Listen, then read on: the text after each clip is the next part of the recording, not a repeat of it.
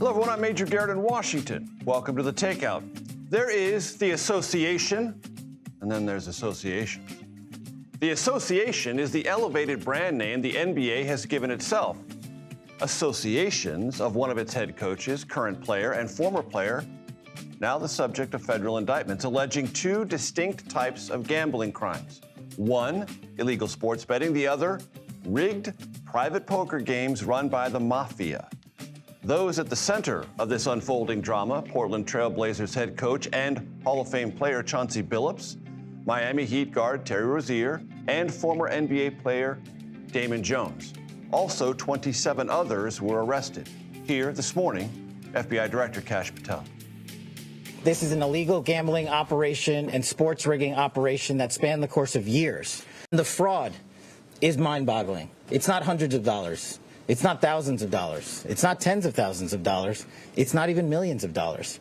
We're talking about tens of millions of dollars in fraud and theft and robbery. And here is the U.S. Attorney for the Eastern District of New York, Joseph Nocella, on the sports betting allegations. This scheme is an insider sports betting conspiracy that exploited confidential information about National Basketball Association athletes and teams. Also, Nocella on the poker games. These defendants, which include former professional athletes, used high-tech cheating technology to steal millions of dollars from victims in underground poker games that were secretly fixed. The games in the New York area were backed by the Bonanno, Gambino, and Genovese crime families of La Cosa Nostra. There is a how we got here story that simply must be told, because where we are is a sports culture fueled by legal gambling and associations, if you will, that bleed over into other forms of gambling. Modern American sports are awash in gambling. You simply cannot watch highlights or pregame shows without being badgered to bet. And guess what? It's working. Last year, Americans legally bet more than $150 billion on sports. State governments collected nearly $3 billion in taxes as part of this process. Only 6 years before, in 2018, we bet $6 billion on sports. And there was a time not so long ago when all of this was mostly illegal. The year 1992. That's when Congress passed something called the Professional and Amateur Sports Protection Act, known as PAPSA. It banned sports betting everywhere but Nevada, Oregon, Montana, and Delaware. But only Nevada mattered because only it had sports books. The others just had sports lotteries. Vegas quickly, therefore, became the sports betting capital of our country. But then the internet, which really wasn't a thing in 1992, but as connectivity increased and smartphones proliferated, people began betting through offshore online casinos. States took notice of this and realized very quickly they were losing out on the action and petitioned the Supreme Court. In 2018, the High Court, in a 7-2 ruling, overturned PAPSA, and the legal sports betting spigot opened. Already this year, $93 billion has been bet. And since PAPSA's repeal just 7 years ago, brace yourself for this figure, $558 billion in bets have been made. That money sloshes around sports as never before, touching and tempting everyone, normalized by the leagues and the sports media's revenue-fueled advocacy. Everyone you see is in on it, as long as it's legit. Today's indictments call that legitimacy into some question. Here are the details. We turn to Scott MacFarlane. Scott, let's talk about shuffling machines and contact lenses and poker games, because that is a fascinating part of this story. I'm willing to talk every day you want about shuffling machines, contact lenses, and poker games. In or out of context here, this case is a monster. There are dozens of defendants, and this is going through the federal criminal justice system, so this is a long slog we've just entered. Yep. There's two different cases, as you alluded to. There's a poker case and there's a basketball case. It's a very loose way of describing them. The basketball case is something that fans have wondered for some time. Right. It had these echoes of things that you talk about over drinks at the bar. What they've alleged here is that players were sharing information, knowingly or not, to gamblers about who was going to play that day, or whether somebody was going to try to take a dive and play less than expected, so that they may want to bet accordingly. That information was shared, in some cases they allege knowingly, by at least one player, in one case by one coach. But they picked 3 or 4 different instances, and they've also made allusions in that charging document, Major, to other people who may have been sharing information. We don't know their names, but it opens up a whole box, right. Pandora's box.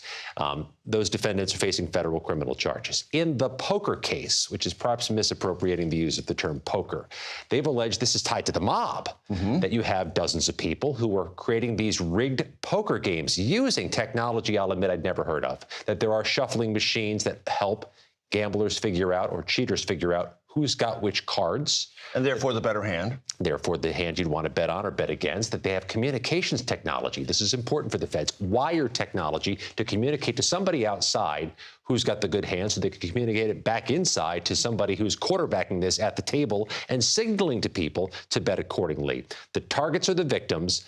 The schemers are the ones executing this. But what I think adds a sprinkle of an extra element here, Major, is they have what they called face cards. Famous people who'd sit at the table, including the very well-known basketball coach and basketball player Chauncey Billups, to draw the victims into the game. The mob ties are an enhancement. All of this is a mess, and it's going to take many months to unwind. And the contact lenses to see the cards in a different way. A way that also involves some type of X-ray technology beneath the table to see cards. Those who are wired into the gambling community may not be as unfamiliar with this technology, but I tell you, when the U.S. attorney was spelling it out, it was news to a lot of Americans. Right. Scott, please stay with me. I want to turn now to Chris Mannix, who joins us. He is a Sports Illustrated writer who covers the NBA and boxing.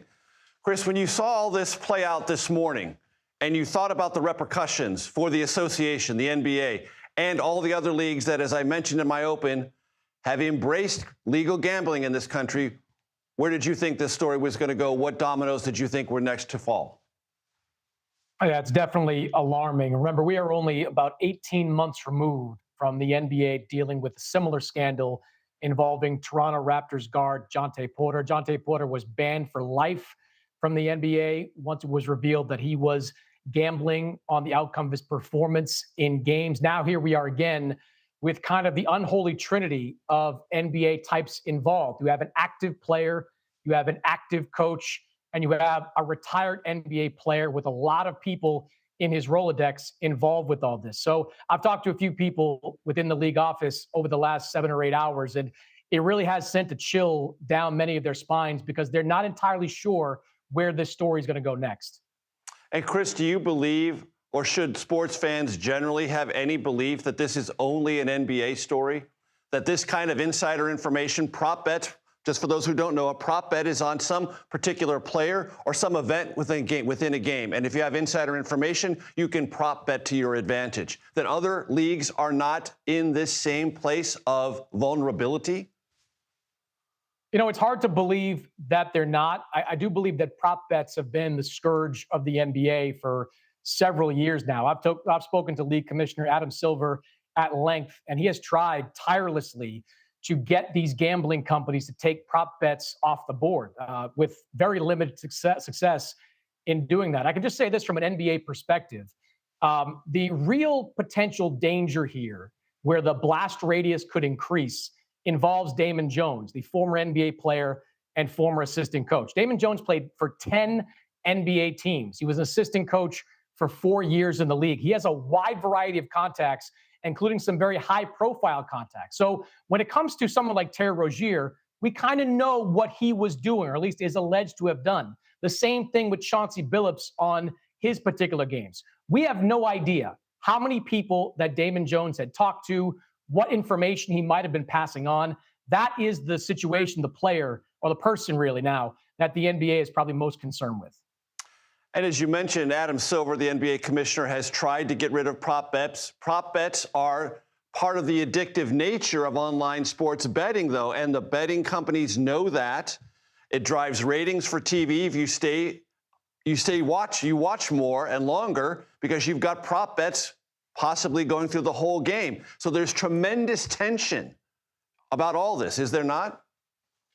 Yeah, look, there's no doubt that prop bets do help with the fan experience. You know, sometimes in a blowout, fans may stay engaged in a game if they want to bet in real time on the outcome of something in the fourth quarter, whether it's the result of a team score or player production. It has done its job when it comes to fan engagement. But the simplicity of it, Major, has made it such a problem for the NBA. And this idea that players and coaches, they just seem to think, look, if I just do it a couple of times, nobody's ever going to catch me. And sure enough, here we are again in a very similar situation. I can say one thing that I've heard today from NBA types, that if this is somehow contained to just a couple of guys and a couple of situations, they're hoping that this leads to the kind of deterrent that they hope Jonte Porter would lead to, that players and coaches see the outcomes, see the severity of just a couple of bets, and it deters them from ever doing it again.